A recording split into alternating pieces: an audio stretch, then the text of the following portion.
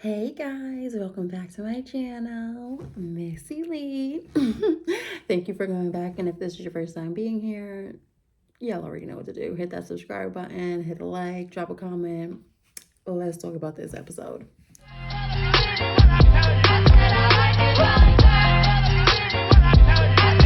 Now I like dollars, I like diamonds, I like stunning, I like shining, I like $1,000,000 deals. Where's my pen? So we're going to be talking about Housewives of New Jersey, season 12, episode 8.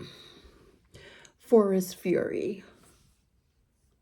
I love these housewife shows. I really do. I really do. And New Jersey, I would have to say, is not my top favorite, but I just love Teresa. I'm going to say Teresa is my favorite just because she is so delusional. I just have to say it, and we all know it. She's interesting.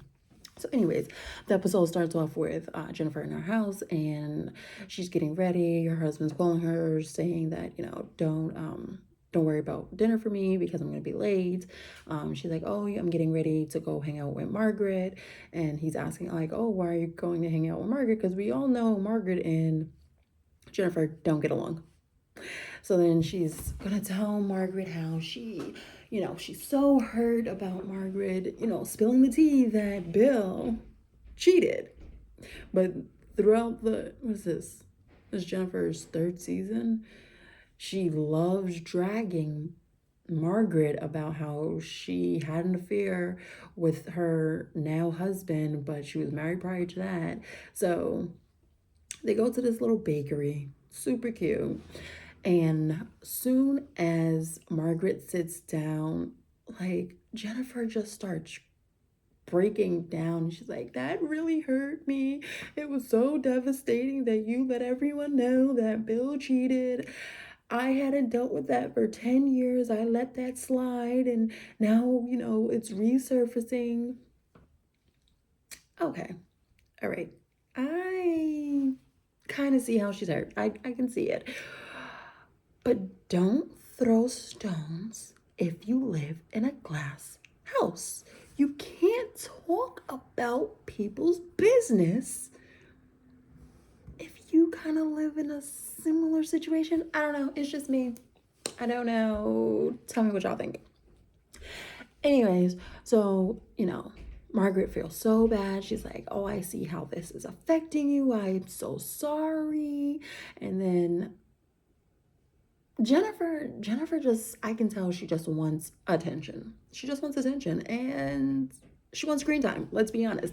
So she's like, yeah, I feel like Bill doesn't stick up for me. Like at the party, at the shore house, everything was happening and he just walked away. And, about this affair, he doesn't want to talk about it and stick up for me. What is he going to be sticking up for you about the affair about? He don't want to talk about it. He did a bad thing and he does not want to talk about it. I don't really understand what it is there to talk about. So, Margaret's like, oh, y'all can go to counseling. Jennifer's talking about how, oh, I don't even think we're going to be able to get past this if I really start digging into it. Hey, I'm not living in her life, so I can't judge. But clearly this is for TV.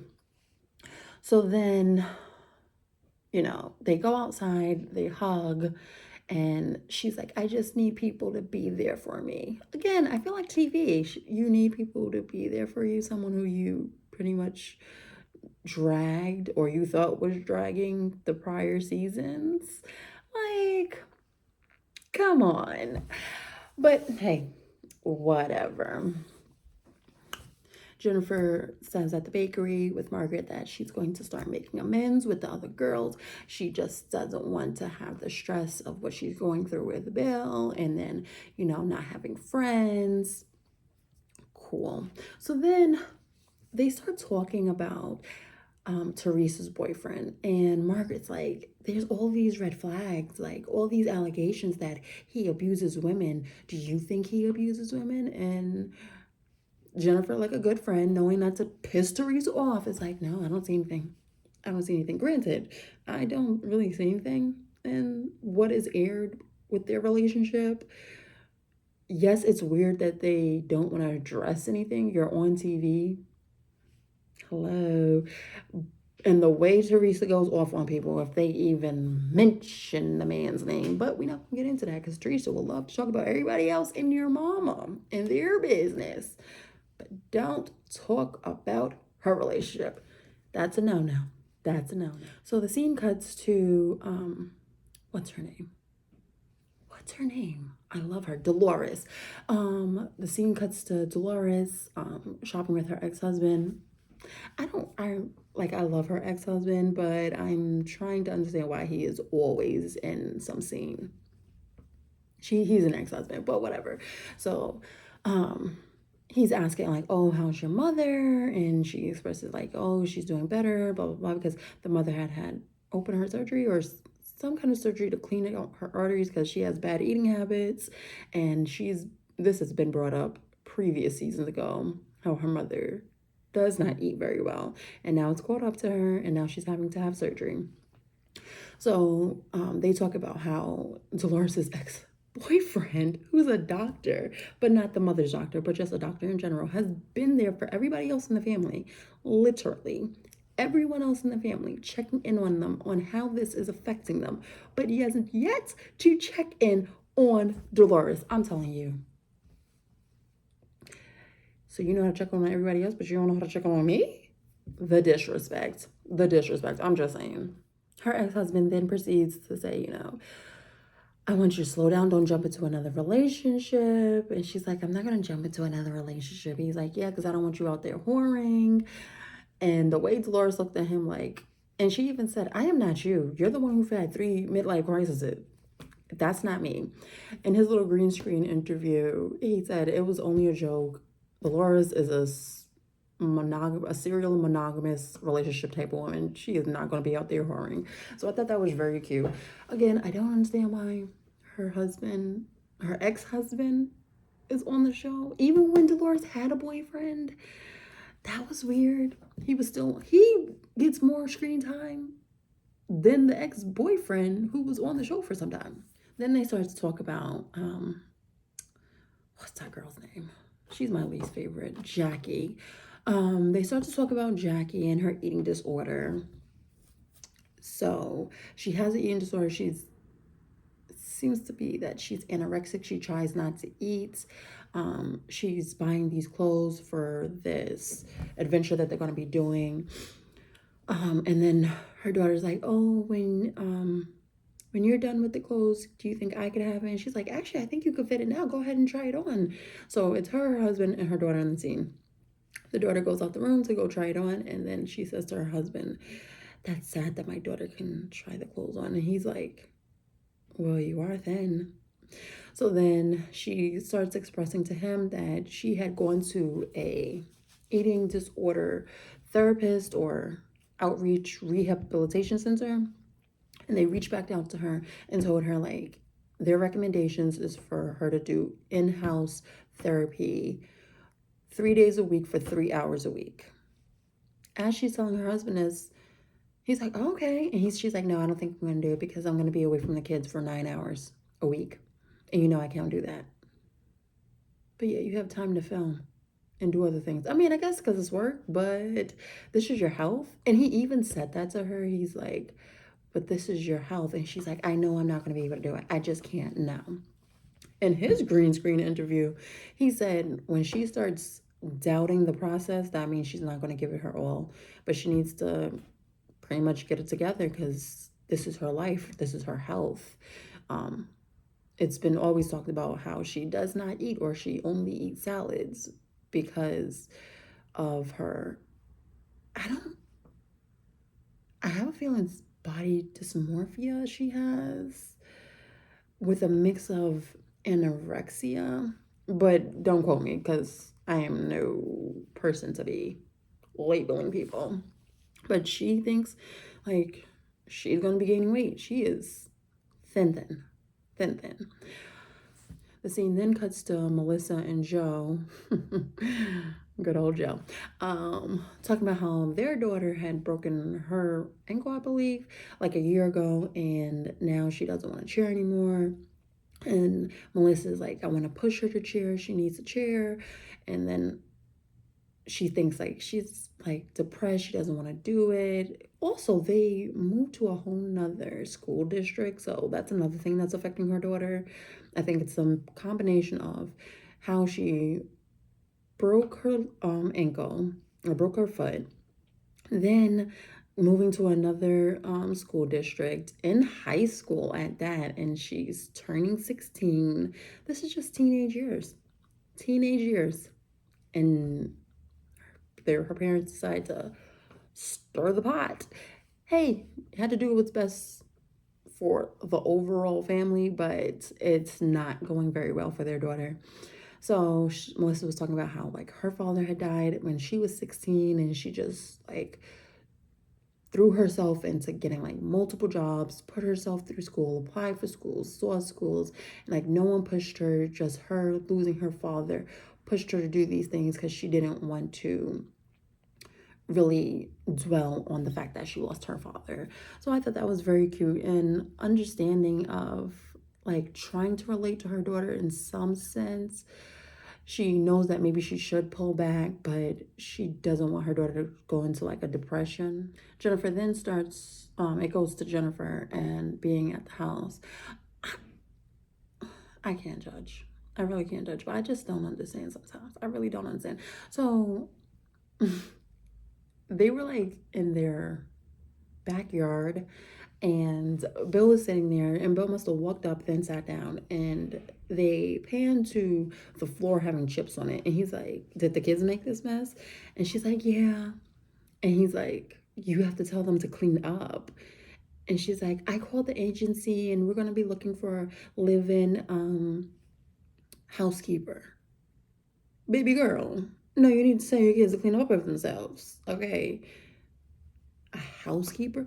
See, there was a whole debacle before about Jennifer and her housekeepers, and like how her kids need to be a little bit more grounded and do more things. And I'm not talking about the kids, it's always the upbringings, how the parents are. Like, if you were doing all these things when you were younger, don't you think that you need to instill it in your children to clean up after themselves? But hey, that ain't my business. You get that live-in housekeeper and see how that works out for you. So then, during that scene with Jennifer and her husband, she tells her husband how it went at the bakery with what's her name, Margaret, and he's like, oh, so now all of a sudden y'all are best friends? And she's like, yeah, I just want us to be good now, so I don't want any issues with any of the girls. So then she expresses to him like, you don't stick up for me at the fight at the shore house, you just walked away, you didn't say anything. And then she was like, oh, and I heard that you stuck up for me at boys' night, which is true. He did. Kudos to Bill, because Bill is very nonchalant. He not about that drama life. He is not about that drama life. He's like, yeah, nah, that's your business. I'm gonna sit back and mind my business over here.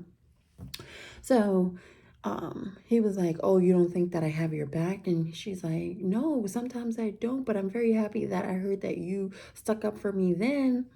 So then it brings up about the affair 10 years ago again.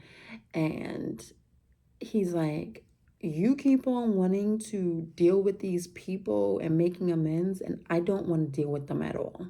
So then she feels some type of way again. Like, it's always what he wants. He never tries to do things to appease me. I want to be friends with these people. I want to make amends with these people, and it's his way, and he doesn't want to do it. And in the sense, it's not him really saying like, you can't be friends with them. He's just like, I don't want to have anything to do with them anymore. So he's not going to boys' night anymore with the guys. He's done with these men. Because granted, what's her name?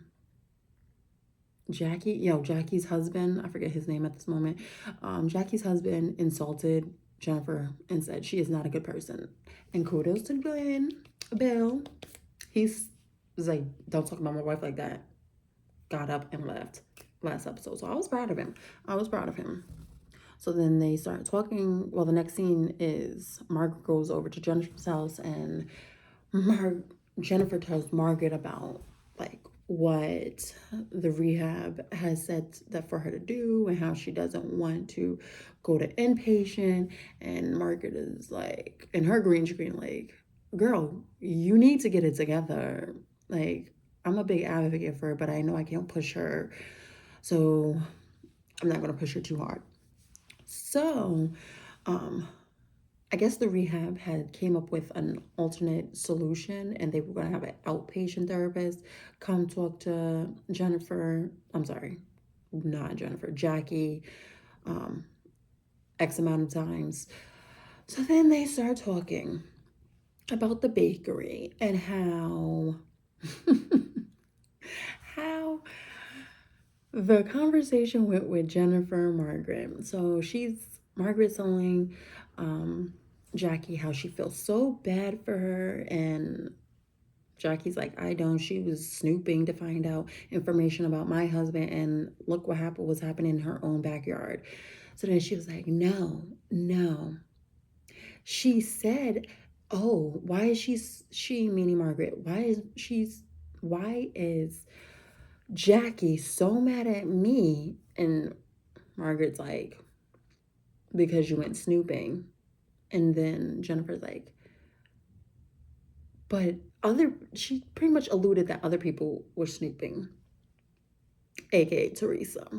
So come to find out, Teresa sent Jennifer to go snooping. I swear to show, I can't. And everyone should have known this. Everyone should have known this, because as soon as she said it, I said, duh. Come on now. So then Jackie's in her feelings like, I can't believe she has the nerve to send someone to be snooping on my relationship, but she doesn't let us ask any kind of questions about her boyfriend. Oh, the double standards, the hypocrisy, blah, blah, blah. Now, in another scene, it's Jennifer, Teresa, and what's her name? What is her name? Dolores. So in another scene, Jennifer, Teresa, and Dolores are at Dolores' house, and so cute. So they're checking on her because her mother just had the surgery. I swear, I don't know how she does it. So she's like, yeah, they cleaned out all her arteries, blah, blah, blah. Then they start talking about the ex-boyfriend and how the ex-boyfriend had gone into the OR with the mother to keep her calm when they were sedating her. And then when he came out, he looked her dead in her eyes and turned away and checked on everybody else. Did not say not a word, not a nail word. The disrespect. I can't. No. So then, the girls are like, oh my God, I know that has to hurt, blah, blah, blah, blah, blah, blah, blah. So then they're like, oh, so what's going to be the new changes after she gets off the hospital? She said pretty much, the mother has to change her eating habits. And so then she expresses that her sister wants her to move in, the mother to move in, like with her during the recovery period. But Dolores wants the mother to move in with her during the recovery period so she could take care of her mother. Here's the kicker. The ex-boyfriend doctor wants the mother to move in with him so that he could take care of her during the recovery period. He's such a good man, but to not even say anything to your ex-girlfriend is really jacked up. Like, I wonder if he's really doing this just to like stick it to her because she broke up with him. I mean, granted, I'm pretty sure he cares, but it's just that little cherry on the top to be like, yep, I'm gonna ignore you. And everybody else is gonna have my attention about this situation, but you, no, I'm not even gonna talk to you. So then somehow I don't know, the topic got changed, and then they started talking about what happened at the bakery. I'm so over this bakery scene. Like, the editing on this, they knew what they were doing, because that bakery scene was going to just take it far from everything. So Jennifer is telling the other women that, oh yeah, I met up with Margaret and we're making amends now. But Margaret was asking questions about your boyfriend, Teresa. And of course, that little match. Teresa don't like people in her business. She don't like people in her business, so I don't know why people are in her business. But therefore, you signed this contract. That's why we in your business, and they want to talk about it. I don't know why you thought you was gonna get around that. Anyways, so she's like, "Oh, why does she keep on being in my business? I'm happy. I'm in my little love bubble." Then somehow we talk about Tiki Barber's wife. What's her name? What is her name? Like Tracy? Yeah, Tracy, that's her name. I'm sorry. Um, how Tiki Barber or Tiki asked Teresa's boyfriend, "Oh, what's up with the allegations about you hitting a former girlfriend?" And he answered the question like the boyfriend did not care at all.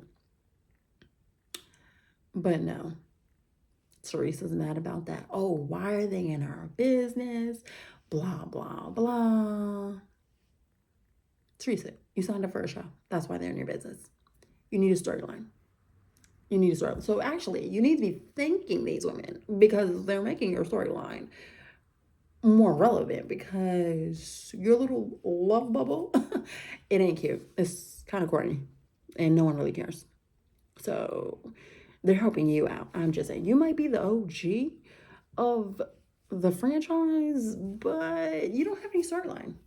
Now that you've been divorced from your ex-husband Joe and that whole legal fears, that was your storyline for quite some time. Now you don't have a storyline.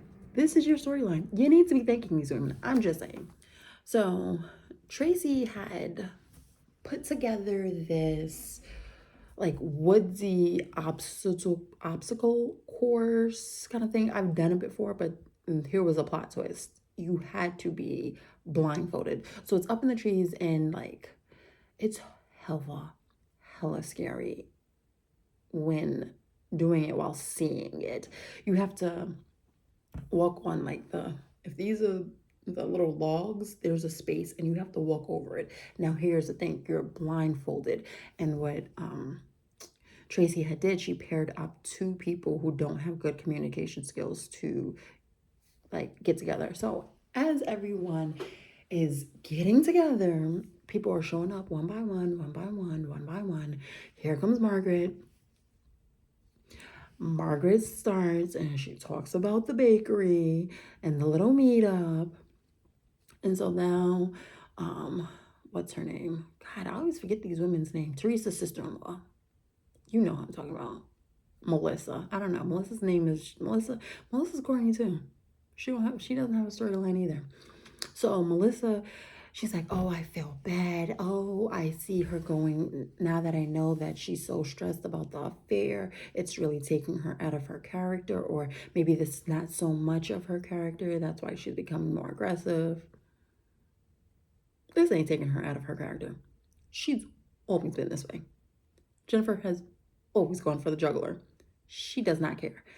I don't know why y'all giving this woman a pass, but that's not my business. That's not my business. So Jennifer finally walks up and then Melissa pulls her to the side and she's like, I know you're going through some things. Mind you, this was 10 years ago. Like, that's the craziest part of this whole thing. This was 10 years ago.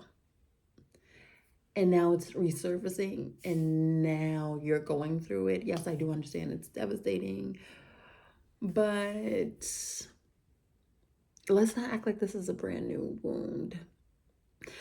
So she's like, thank you for accepting my apology. Oh, Jennifer. Oh, thank you for accepting my apology. Yeah, I probably want to talk to you. Talk to her about what? Did Joe cheat on Melissa? What? I'm so confused. I'm so confused. But hey, whatever. So Teresa comes up with these goodie bags. I think she was giving the girls clothes from her daughter's line. She had like these cute little goodie bags, but she came in with feist, feist, feist, feist, feist, feist, feisty. She was like, I'm not a woodsy person and I am not in the mood to be doing this. They were like, ooh. So then she said, what are we even doing? So they explained to her, oh, we're going to be having this communication thing. Oh, she was like, oh, good. So I could taught somebody how to walk off the ledge. Everybody is taken aback. Everybody is taken aback. It's like, lady, calm down. She came in guns blazing, and her targets was Margaret and Tracy because she does not like them talking about her boyfriend and asking questions. So she is annoyed. So now, who was she paired up with? She was paired up with Tracy, and she was like, "No, I'm not going to help you do it because I'll walk you off the ledge. I don't care." So she had Melissa do the talking where she has to put her the goggles and walk across the obstacle course without seeing. I really have to give those women kudos because, like I said, I did this being able to see and I was scared. Sheesh. To do it without seeing is even scarier. So, anyways, it's whose turn was it? Yeah, I don't remember whose turn it was, but Margaret is on the other end and she's supposed to be helping Jennifer. But at this moment, I don't think she's helping Jennifer from my recollection. But Teresa is talking. She's talking to Dolores and Jackie about how Margaret started this whole thing. She's the one who told the truth about Bill. This is all because of her. And then the words start to happen. And then that's the end of the episode. I can't wait till next week because Teresa was walking up on Margaret. Like, she was walking up on her. And Margaret was with her back turned. So I want to know, did she pull her hair? Did she hit her in the back of her head? Because Teresa a wild card. Teresa been a wild card. She pushed Andy during a reunion. She flips tables.